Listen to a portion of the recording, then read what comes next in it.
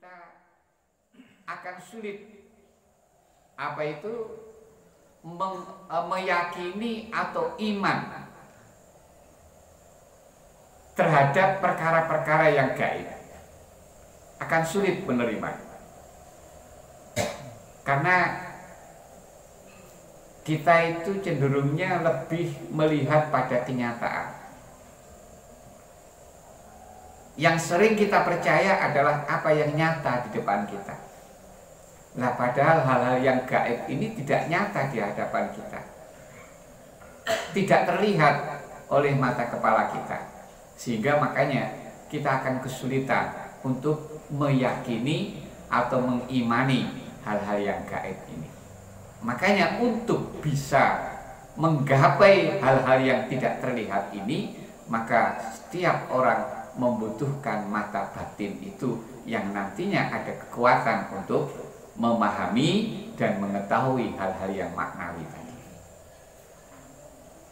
Tetapi tidak semua orang mata batinnya akan berfungsi sebagaimana mata kepala. Itu semua orang, semua manusia dianugerahi oleh Allah dengan mata kepala.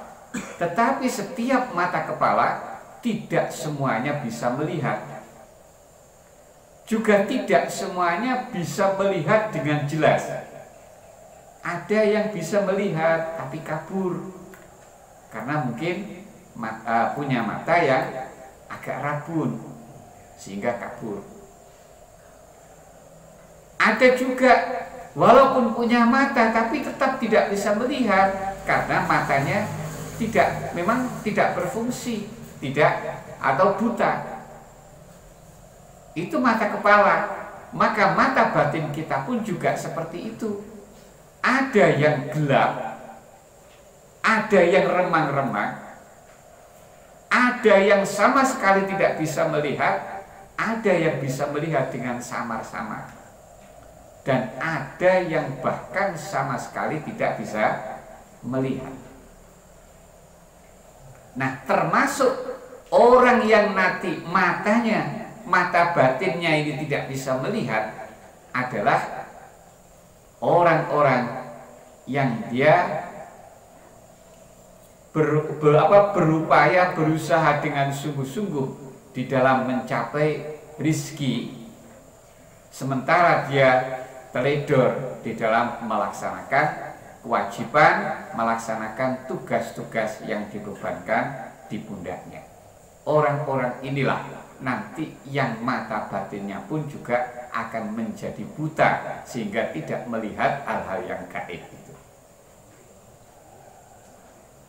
Dalam hikmah ini, beliau Syekh Ibnu Athaillah mengungkapkan dengan bahasa ijtihaduka fi ma'dumina, kesungguhan kamu di dalam rizki yang sudah ditanggung untuk kamu. Di sini ada bahasa kesungguhan kamu.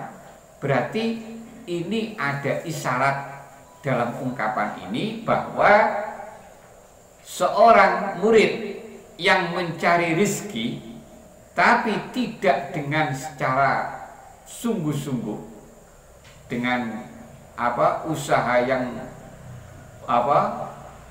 kuat, maka usaha pencarian rizki yang seperti itu tidak apa-apa, tidak bahaya, dan juga tidak akan menunjukkan kebutaan mata batin orang kalau yang seperti ini. Maka dengan begitu bisa kita pahami orang yang masih dalam ranah asbab ini pun juga dipersilahkan untuk tetap mencari rizki. Tetapi mencari rizki itu bukan tugas, tapi mencari rizki ini adalah kebutuhan yang mana pencarian ini tidak perlu mencurahkan segala usaha sehingga menjadikan kita teledor untuk beribadah kepada Allah. Silahkan dicari, tetapi tetap jaga. Yang paling utama tetap dijaga tugas-tugas kita selaku hamba Allah, tugas kita selaku manusia yang memang diciptakan oleh Allah untuk beribadah. Maka pentingkan hal itu daripada pencarian rizki itu. Ini untuk orang-orang yang memang masih di lingkungan asbab. Memang begitu lakunya, harus dikerjakan yang seperti itu. Bahkan kadang-kadang pencarian rizki ini menjadi satu kewajiban. Menjadi satu kewajiban karena dia punya tanggungan. Tanggungan yang menjadi kewajiban dia juga. Seperti orang-orang yang punya anak, punya istri, maka itu punya tanggungan di mana dia berkewajiban memberi nafkah kepada istri, memberi nafkah kepada anak. Maka pencarian rizki untuk mereka ini pun juga menjadi beban kewajiban juga. Karena kalau dia sampai menelantarkan anak, menelantarkan istri yang tidak tercukupi rizkinya atau tidak mendapatkan rizkinya dari kita, maka ini termasuk orang yang teledor terhadap kewajiban ini. Nah, makanya pencarian rizki bagi orang yang seperti ini justru wajib. Tetapi sekali lagi semuanya ditekankan, pencarian rizki itu bukan tujuan. Pencarian rizki itu bukan tugas. Pencarian rizki itu hanyalah kebutuhan yang selayaknya kita kerjakan dengan seadanya, dengan wajar. Sehingga dengan begitu kita tidak teledor dalam urusan kita yang menjadi beban kita, yaitu ibadah kepada Allah. Insya Allah kalau nanti orang itu terkait dengan tugas-tugasnya beribadah kepada Allah ini masih terawat dengan baik dan dia juga mencari rezeki, maka orang seperti inilah orang-orang yang mungkin selamat. Jadi peringatan dalam hikmah ini adalah larangan untuk kita mencurahkan segala daya upaya hanya untuk mengurusi rizki. Itu yang tidak boleh.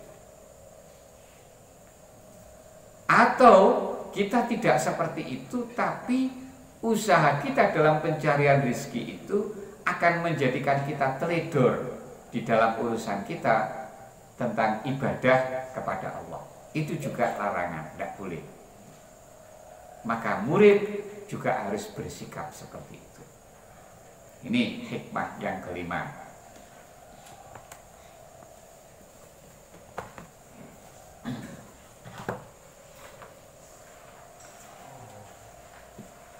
Mata hati yang buta, ijtihaduka fima duminalaka wa taqsiruka fima tuliba minka dalilun alam timasil basirati minka.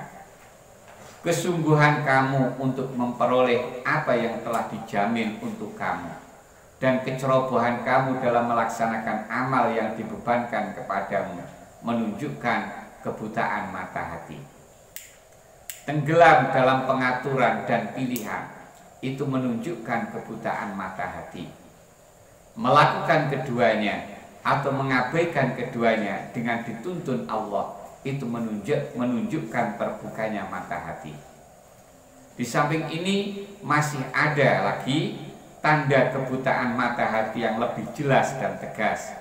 Tanda ini akan menjadi objek pembahasan dalam hikmah ini.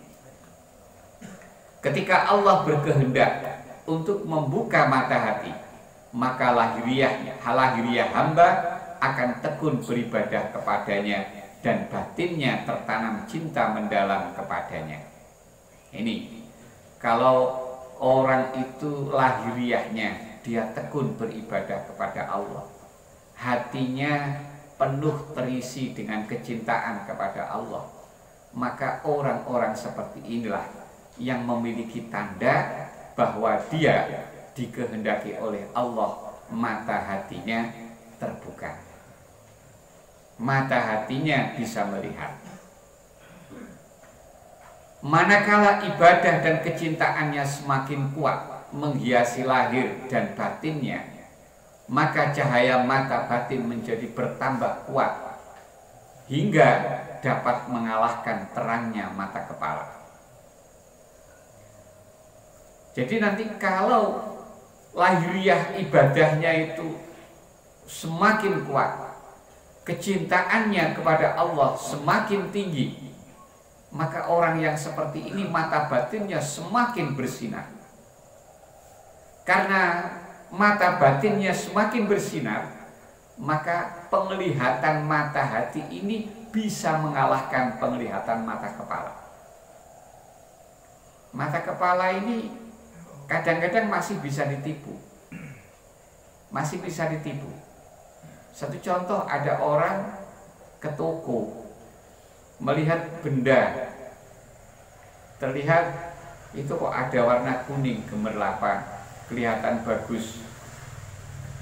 Akhirnya dia mencoba mau beli. Nah, bertepatan penjualnya pun juga penjual yang penipu.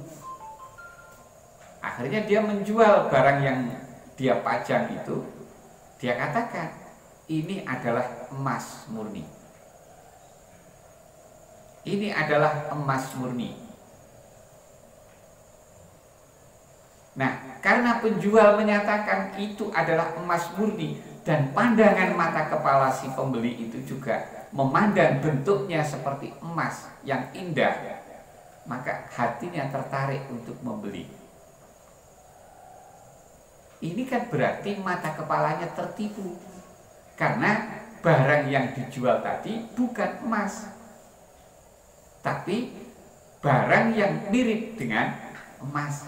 Tapi karena mata kepala ini sudah tertipu dengan pandangan itu, maka akhirnya juga tertipu kalau itu adalah bukan emas. Nah, itu satu bukti mata kepala kita ini kadang-kadang masih tertipu. Tapi kalau mata batin akan sulit ditipu. Mata batin itu termasuk yang bisa merasakan pedas.